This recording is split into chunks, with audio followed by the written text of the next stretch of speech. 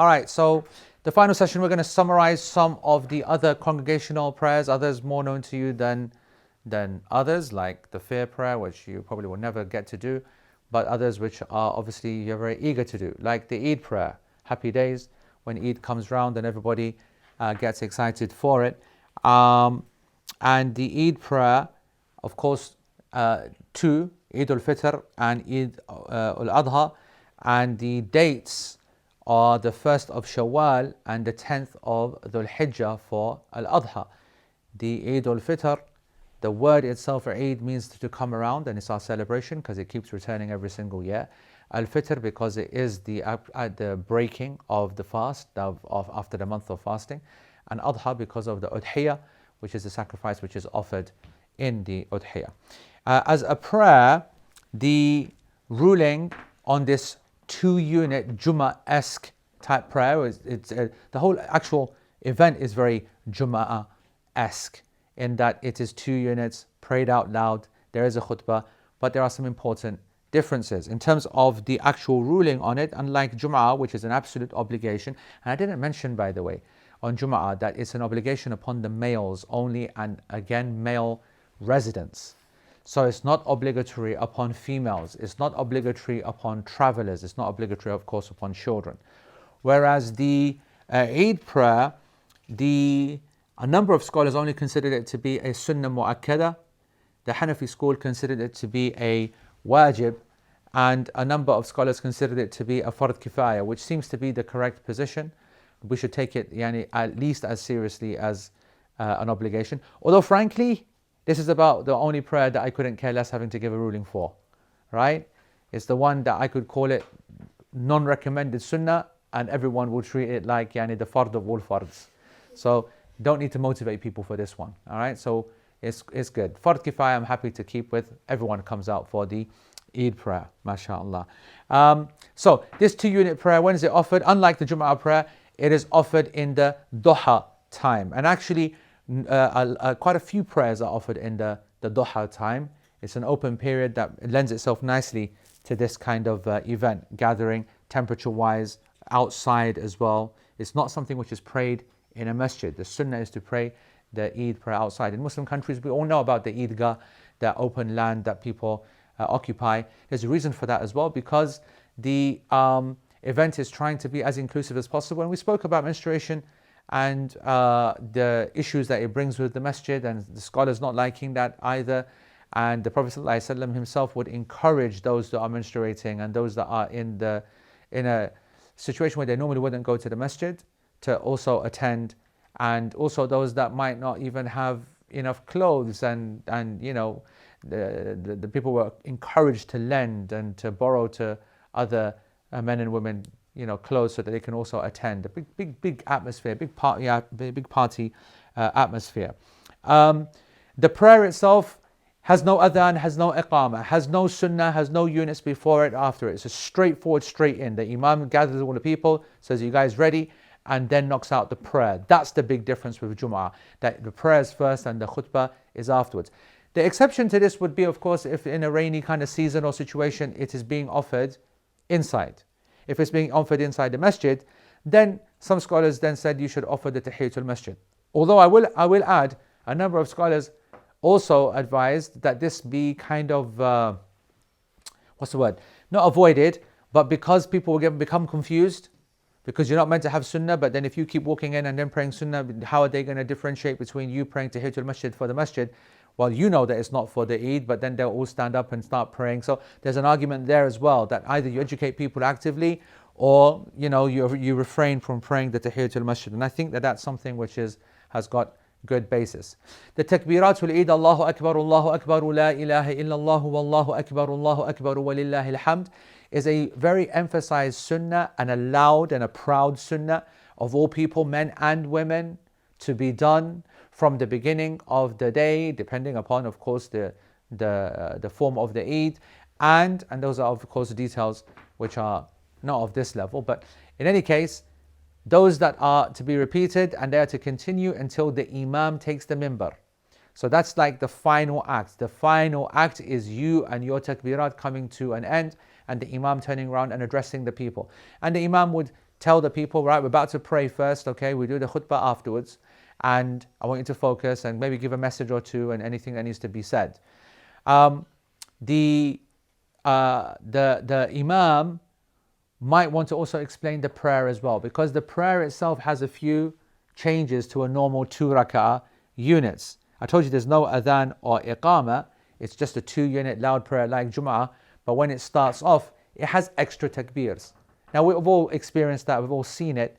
The evidence basis for it maybe we're not aware of, but there are a number of hadiths that the scholars took and they differed over it. Imam Malik, for example, his position is that and you know that in both units there's going to be extra takbirs. What does it mean? Like the Salatul Janazah, Salatul Eid, very, very similar in that the Imam, after starting the prayer, will just suddenly go Allahu Akbar, Allahu Akbar, Allahu Akbar, a certain number of times, and then continue, right?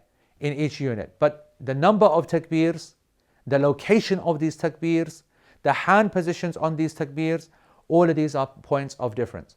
Where did the differences come from? Mostly based upon hadith of the Prophet ﷺ and the companions.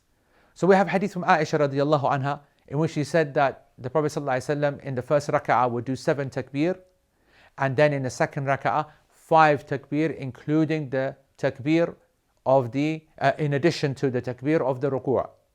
So if you think about that, you know immediately in the second that there's going to be 5 extra takbirs. It's very clear. However, she didn't clarify whether in the first part when she said 7, does she mean 7 including the takbiratul ihram or 7 in addition to takbiratul ihram? So that's one reason for a difference of opinion.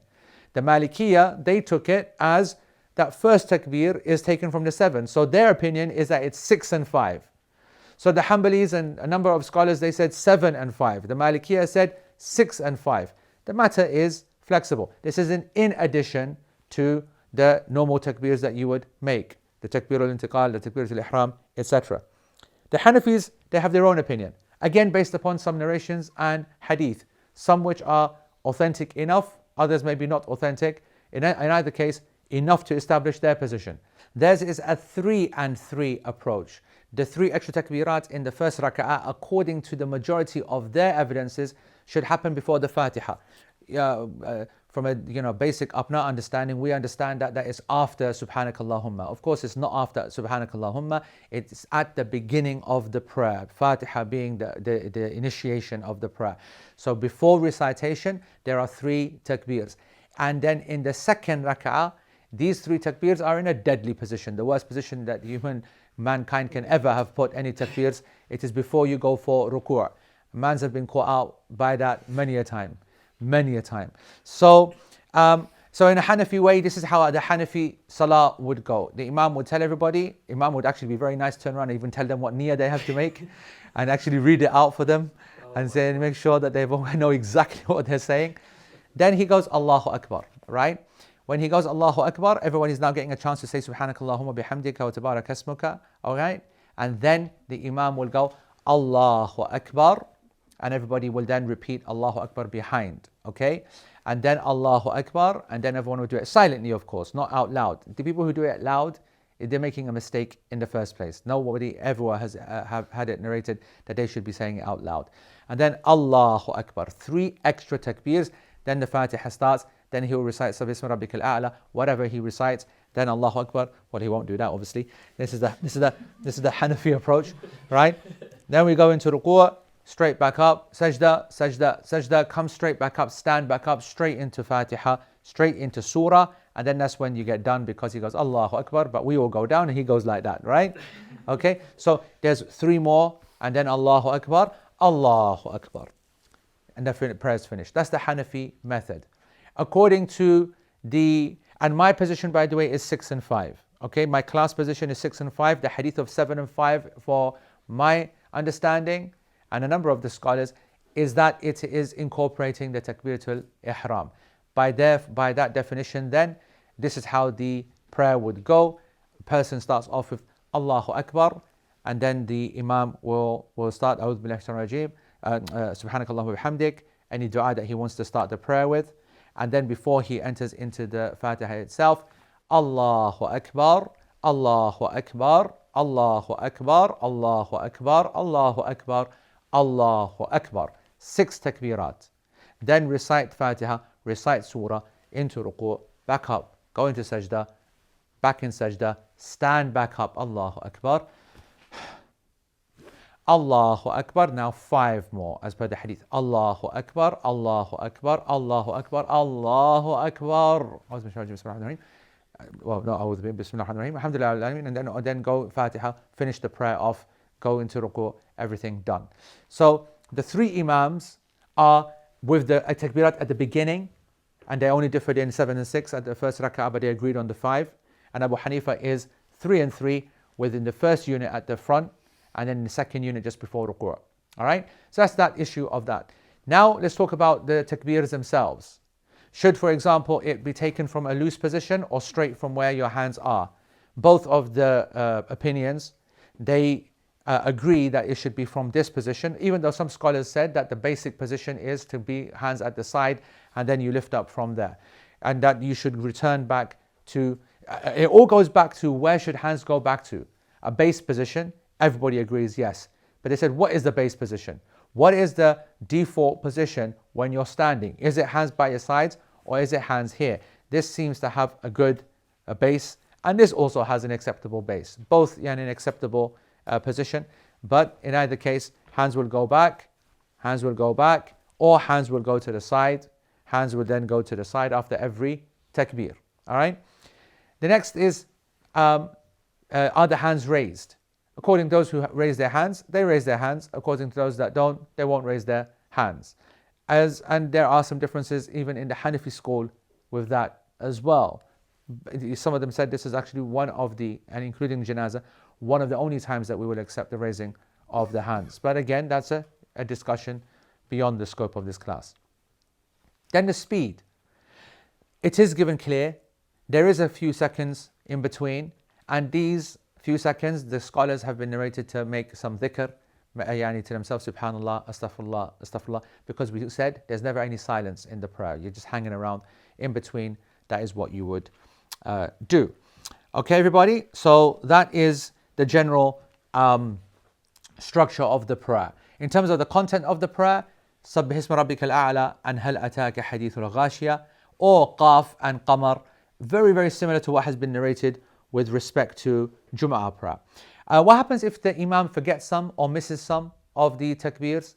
Nothing, because this is not an obligatory aspect of the prayer, it's an additional sunnah. What about a person who comes late and misses some of the takbirs, and he arrives at the first rak'ah and he's already heard 4 or 5 go by?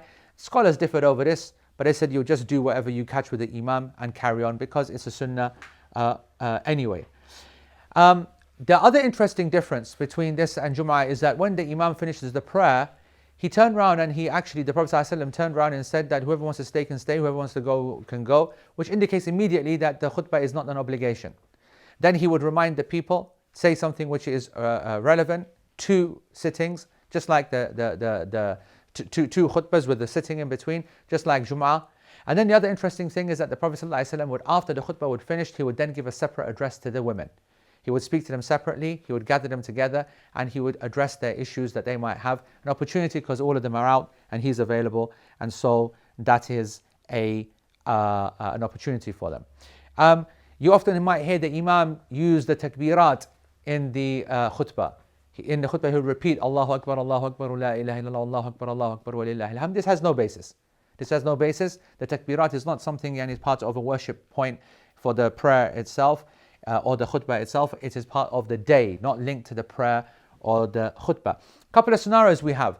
Can Salatul Eid be done in different places in the town at the same time? In principle, of course not. The whole thing is that it is meant to be one big gathering congregation that everybody attends, and that's why we do it outside in the mosque, and that's why all these initiatives that you see in the cities and to gather the people, they're great. Politics of course ensures that doesn't happen. People don't like to pray behind other people. People want to collect the money that people are giving. They're very generous, obviously, donations. People have contracts with charities. It gets ugly now. It's starting getting even worse. And then they want to be able to have access to their more middle class kind of audience. There's some messy stuff out there, guys. It really is. In any case, all of that is out there, and it stops, unfortunately, the single big gatherings. And in fairness, we don't always have the legal permission. Also, the weather dictates a lot of that. And so, unfortunately, we have to have multiple congregations, multiple times of prayers, even though there should only be one, in mosques where it shouldn't be. All of this is permissible because of the need. But in principle, no. None of this should be done in principle. Okay? I've covered the rest of the scenarios in terms of women of legal excuse, meaning menstruation. They should attend the gathering. They don't pray, of course. And the other thing is, what about if you missed the Eid prayer? Okay? What if you missed the Eid prayer? What should happen? Other than obviously jump, into the river and whatever, because that's probably what people do. Don't jump into the river. It is only a recommended act to repeat. In the Hanafi school, it's not something which is done afterwards. But a number of the scholars said that the prayer is important enough that you should do it again yourself. Some scholars even said that it can only be done in the duha time, so you've got to do it the next day in the duha time. I mean, I'm not going to lie, this is the advantage of having Eid on a couple of separate days, right? You miss it one day, you can get a cheeky opportunity the next day, especially if you follow the opinion that it can only be restricted to the duha time, which is an opinion, which is an angle. All right? And finally, is a traveler obligated to pray Salatul Eid? If he's not obligated to pray Jum'ah, why on earth would he be obligated to pray Salatul Eid? So keep that in mind.